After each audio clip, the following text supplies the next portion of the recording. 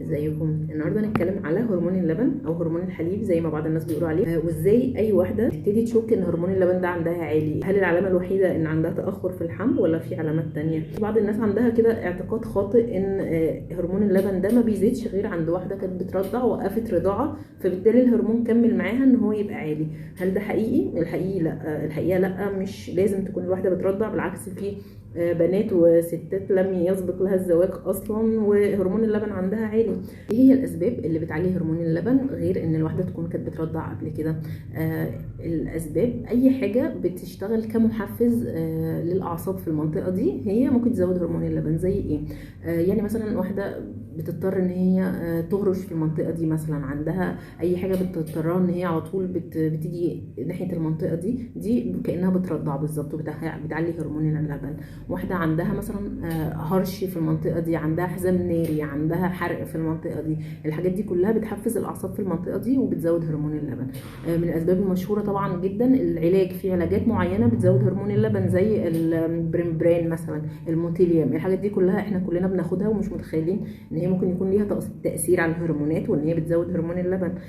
في ادويه تانية زي الالدوميت اللي هو بتاع الضغط وادويه اعصاب وادويه مضاده للاكتئاب، الحاجات زي البروزاك والفلوكسيتين والحاجات دي برضو بتزود هرمون اللبن وبتسبب لنا ضعف في التبويض، بتعمل بقى التبعات بتاعه هرمون اللبن اللي لسه هنتكلم عليه. الاسباب برضو المهمه جدا هي الهرمونات، يعني لو عندك مثلا لخبطه في الهرمونات سببها التكيسات على المبيض او لخبطه في هرمون الغده الدرقيه، ده برضو بيسبب زياده هرمون اللبن وبيسبب المشاكل بتاعتها. اي عيانه عندي بشك فيها ان هي عندها لخبطه في هرمون الغده الدرقيه، عندها اعراض مثلا زي امساك وزياده وزن مش معلومه السبب وضغطها واطي ووزنها بيزيد بسهوله، بتحس بالبرد بسهوله، كل دي اعراض نقص الغده الدرقيه. بنطلب اوتوماتيك تحليل هرمون لبن. اولا طبعا تحليل الغده الدرقيه بيأثر على التبويض وهرمون اللبن برضو بيأثر على التبويض، والاثنين مرتبطين ببعض جدا، فبالتالي اي واحده عندها لخبطه في هرمون الغده الدرقيه لازم ان هي تعمل برضو معاها هرمون اللبن.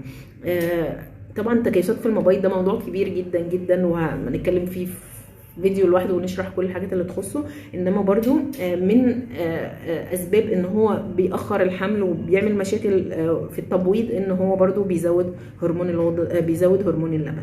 طبعا اي عينه بتروح عندها تأخر حمل بنعمل لها وعندها مشكله في التبويض بنعمل لها تحاليل، دي حاجات اساسيه، يعني تحليل الغده الدرقيه وتحليل الهرمونات اللي احنا بنطمن بيها على التبويض وتحليل اللبن، كلهم مرتبطين ببعض. من الاسباب برضو اللي موجوده ولازم نستبعدها لو لقينا هرمون اللبن عالي جدا هي ورم في الغده النخاميه. هرمون اللبن ده بيفرز من غده معينه في المخ، احيانا بيظهر في الغده دي ورم حميد مش خبيث، انما بيزود افراز هرمون اللبن. لما بنلاقي الرقم بتاع التحليل بتاع هرمون اللبن عالي قوي بنشك ان في ورم، وفي الحاله دي العينه بتضطر تمشي على علاج بتاع هرمون اللبن مده طويله، حتى اثناء الحمل ممكن تبقى ماشيه عليه.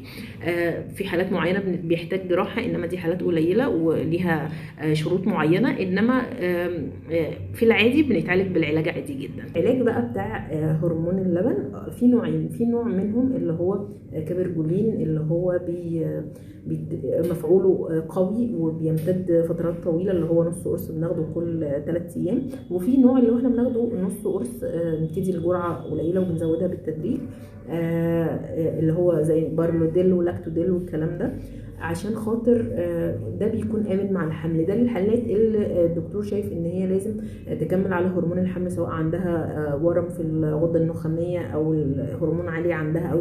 طيب ايه الاعراض اللي لو عند الست تبتدي تشك يمكن هرمون اللبن هو السبب عندي في تاخر الحمل، او يمكن عندي هرمون اللبن عالي اصلا؟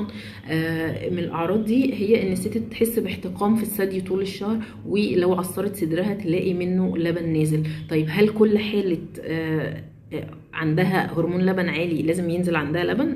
خالص، 30% بس من الحالات هي اللي بيبقى نزل عندها لبن في صدرها مع هرمون اللبن العالي.